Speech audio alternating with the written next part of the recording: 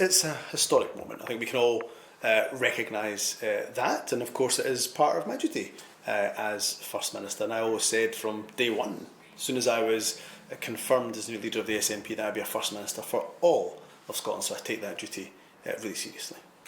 You're a Republican, you've made no secret of that.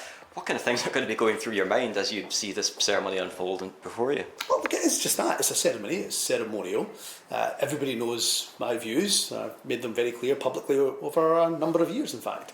So it won't be any surprise in terms of what my views are. But also I've said very clearly, the job of First Minister is to represent everybody in Scotland, to do a duty. The office of First Minister requires that, and I've never shied away from my duty.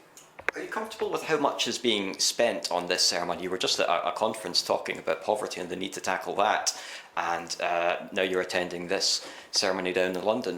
What do you think about that? It's really a fair question to ask, and this again goes back to my views. Very well known, my views in relation to the monarchy and being a Republican, but of course the fact that we are we do have a monarchy. It means that there's got to be a coronation, there's got to be money spent on it. I hope that money really gets kept to a minimum. And of course, as you rightly say, my focus up here in Scotland is making sure every penny we spend in the Scottish Government is focused towards reducing poverty.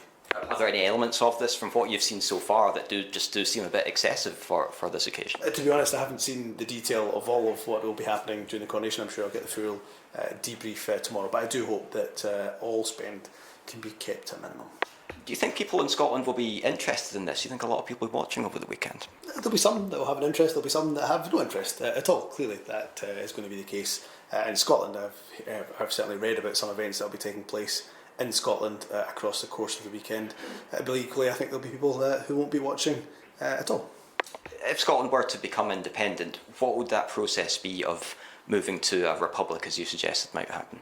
Look, again, I've made my views clear on this. I think in the early years of an independent Scotland, we'd want to have that discussion with the public about what the future role of the monarchy would be. But it's not the immediate priority. There's so many immediate priorities when a country becomes independent. Making sure we have the correct and right institutions in place, of course, are going to be the significant and immediate priorities, as opposed to the future of the monarchy. But again, that's a discussion to have, well, first of all, for the SNP to have about our position, but then, of course, for the electorate and an independent Scotland to have. And when do you think the SNP would have that discussion? Well, again, it's not an immediate priority for me. We've got a number of other issues, as you have reported on well, over the last few weeks that the SNP has to confront. So I'm sure it will happen in time, but the immediate focus for the SNP, and I've made it clear, is to make sure that we get our governance and transparency review not just underway, which it is, but making progress, because these are the real challenges the party is currently facing.